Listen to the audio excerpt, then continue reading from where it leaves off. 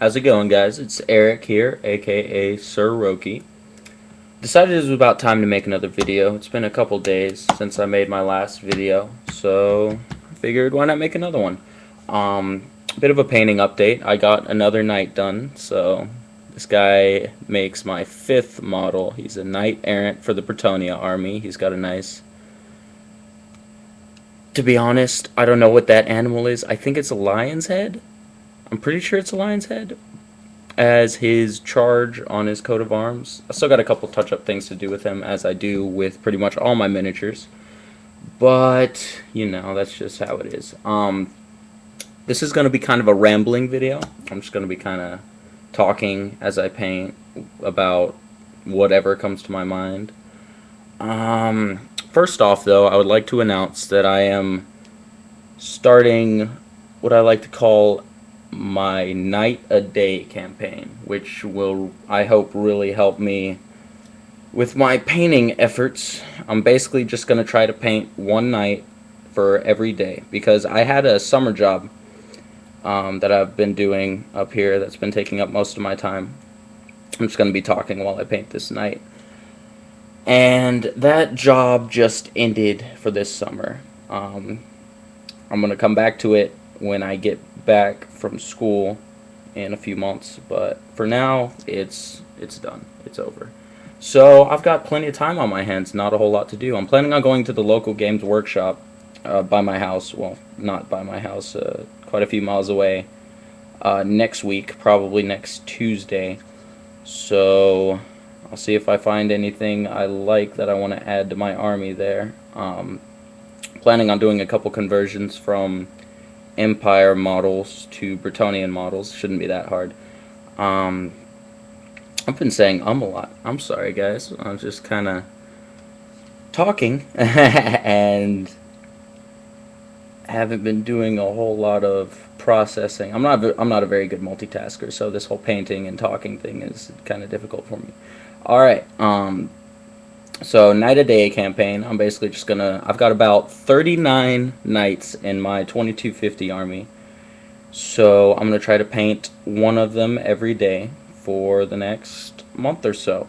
It's probably gonna fall apart whenever I have to move off to college, which will be in a few weeks. No, not even a few weeks. About a week and a day. So I'll try to do all the painting I can in the meantime, so that I can at least be happy with my results for the summer painting. You know, at the beginning of the summer, I promised myself I would have this entire army painted by the end of the summer. Little did I know. But I'm definitely going to try my hardest to get as many knights as I can, at least painted to somewhat of a tabletop standard, just so I can play with them and not feel too guilty about having a bunch of gray blobs of units running around the board. So yeah, talked about Games Workshop, talked about my night a day campaign. I've really been trying to hunt out all of the Warhammer Fantasy players on YouTube, and I don't know how successful I've been. I find the YouTube community is a lot like the local gaming scene for me. It's a lot more 40K than it is fantasy. And I mean, 40K seems like a cool game. It's just not for me. Like, I don't really want to invest in a whole new game system right now. I really would rather get a second army before I even think about going into a whole new game system. Getting a second fantasy army. That's another thing I wanted to talk about. I'm debating what I want for my second fantasy army. I'm not planning on getting it until probably next spring, but I've been thinking about it a lot lately. I want something that plays completely different from Bretonnia, and something that's at least formidable and has formidable lists. So nothing like Tomb Kings or anything. Although that would be a really cool race to play. I would have a lot of fun playing that probably. It's just doesn't seem like my style. I've been tossing around the idea of vampire counts a lot because, well, they're one of the top 2 armies in the game, arguably.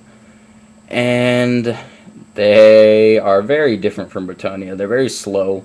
They're very magic heavy, which Bretonnia is definitely not. Very character heavy. Bretonia is too, but Bretonia's characters aren't great. They're moderately cheap, and they're really not awesome. They don't have all of those awesome abilities like other races and factions have. So I've been tossing around the vampire counts. Another army I've been tossing around is lizardmen. I've been thinking of lizardmen a bit because Bretonia has no monsters. Well, you can. Bretonia has Pegasi and it has hippogriffs, but that's it. That's the only monsters we really have, and knights ride both of those things. So I consider Bretonia a relatively monster light faction. I would like to play a monster heavy faction. Lizardmen, magic heavy, not that great of movement, which is really where Bretonia shines, is in the movement phase with our barded steeds that don't get hampered because they're barded, because we're Bretonians and our war horses are awesome. I've been thinking about lizardmen because they're relatively slow, if I remember correctly. Very infantry heavy monsters, and they've got those slan, which are just great mages from what I've heard. Another army I've been tossing around lightly, not really, I'm not terribly interested in them, but I've been thinking about them just because they're going to get updated soon. Skaven and Beasts of Chaos. Again, they're going to get updated soon. Skaven, because they're a horde army, which is very different from Bretonia. Well, Bretonia is kind of a mix. You can play either the horde, a peasant army, and you'll lose most of your games, or you can play the knight heavy, go for the elite feel. Most people tend to try to find a happy balance, and that's probably what I'm going to do. So, but Skaven are just straight up horde, if my assumptions are correct. I don't know what their codex is going to be like. I really haven't heard if it's going to be a power creep codex like the Demons codex and the Vampire Counts codex, and I would even argue that the Warriors of Chaos codex has a bit of a power creep in it. Power creep being it's more powerful than the codexes before it, just because it's the new codex trying to get people to buy the newest product that Games Workshop, I'm sorry. So I've been thinking about Skaven too, but not really too much. I don't think I'm going to go with a Skaven army. Although lots of war machines. Skaven do have a lot of that. They have a lot of shooting. Bretonia has a fair amount of shooting, but it doesn't have that much shooting. My opponents that I've been playing with are, I've got a friend who plays Warriors of Chaos, and I've got a friend who plays Wood Elves. So I'm happy because we're all very different players. We all play very different armies, which is nice. These are my friends at college who I got into Warhammer Fantasy with. One of them's a big 40k player. The other one isn't. I don't think he's ever played 40k. He just got in fantasy because he thought it'd be cool. And I think he's satisfied. I'm not sure. What other armies have I been?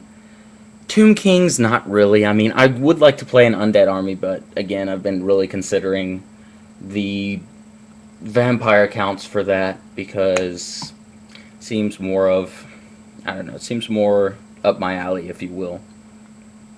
And I play a lot of D&D in my spare time, so I could use the skeletons and the zombies and all of those different miniatures for role-playing purposes, which I would really like. And I've also been thinking about getting into Warhammer Fantasy roleplay. I've actually bought the core rulebook and have played a couple sessions of it. Well, not played, I've GM'd a couple sessions of it, and I'm just trying to get my feel for the game right now. Play 2nd edition.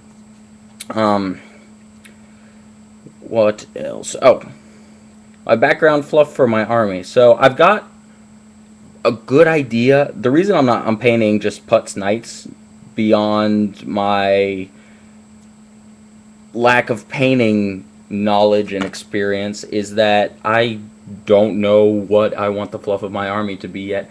I'm